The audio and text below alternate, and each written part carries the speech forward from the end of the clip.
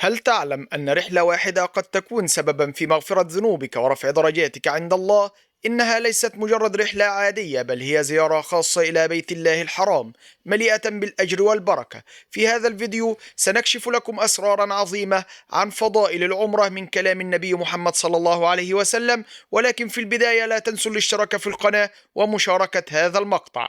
قال النبي صلى الله عليه وسلم: تابعوا بين الحج والعمرة، فإنهما ينفيان الفقر والذنوب كما ينفي الكير خبث الحديد والذهب والفضة. قال صلى الله عليه وسلم: العمرة إلى العمرة كفارة لما بينهما، والحج المبرور ليس له جزاء إلا الجنة. قال صلى الله عليه وسلم: الغازي في سبيل الله والحاج والمعتمر وفد الله دعاهم فأجابوه وسألوه فأعطاهم.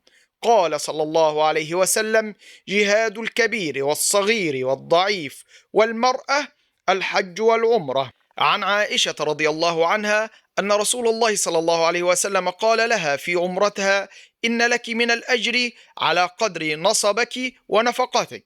قال صلى الله عليه وسلم: صلاة في مسجدي أفضل من 1000 صلاة فيما سواه إلا المسجد الحرام، وصلاة في المسجد الحرام أفضل من 100,000 صلاة فيما سواه. قال صلى الله عليه وسلم: الطواف حول البيت مثل الصلاة، إلا أنكم تتكلمون فيه، فمن تكلم فيه فلا يتكلمن إلا بخير.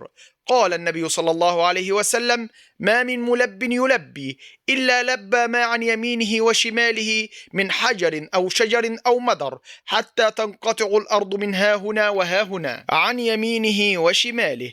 قال صلى الله عليه وسلم: من طاف بالبيت وصلى ركعتين كان كعتق رقبة.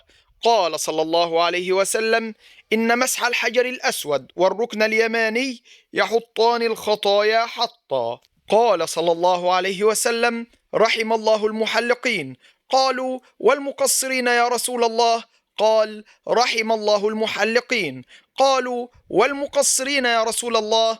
قال: رحم الله المحلقين. قالوا: والمقصرين يا رسول الله؟ قال: والمقصرين. صدق رسول الله صلى الله عليه وسلم. قال النبي صلى الله عليه وسلم: بلغوا عني ولو آية.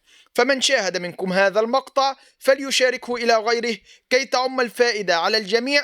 كما نسأل الله جل وعلا أن يرزقنا وإياكم حج بيته الحرام وزيارة قبر نبيه المصطفى عليه الصلاة والسلام. جزاكم الله خيرا. لا تنسون من صالح دعائكم والاشتراك بقناة علمني رسول الله صلى الله عليه وسلم ليصلكم كل جديد. نشكركم جميعا، والسلام عليكم ورحمة الله وبركاته.